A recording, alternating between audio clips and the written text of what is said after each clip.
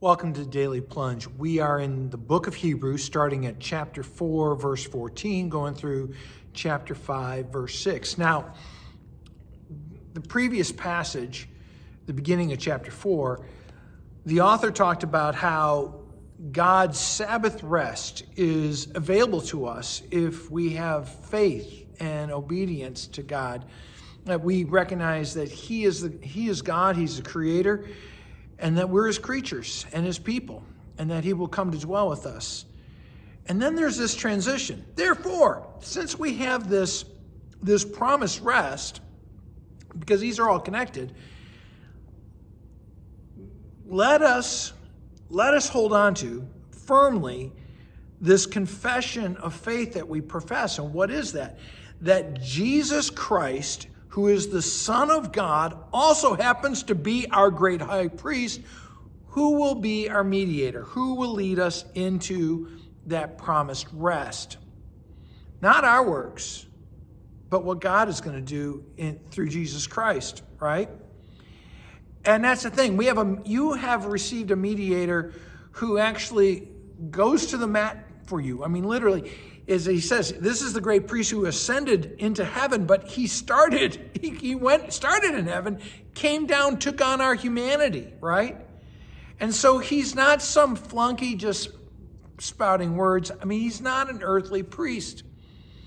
And that's the point that the author makes in this passage, is that whereas the earthly priest has to cover his sins by making a sacrifice, and then the blood of that sacrifice covering his sins, and then he goes around and makes the sacrifice on the people's behalf, we have a great high priest who gives himself, our great high priest offers him his very self. And the reason he does that is because he knows us. Even though he has ascended to heaven, he still sympathizes with our weakness. And why does Jesus sympathize with our weakness? Because he came to be one of us, took on our humanity, took on our weakness, and even experienced temptation. But Jesus didn't fall to temptation because he's faithful to the Father. He's obedient.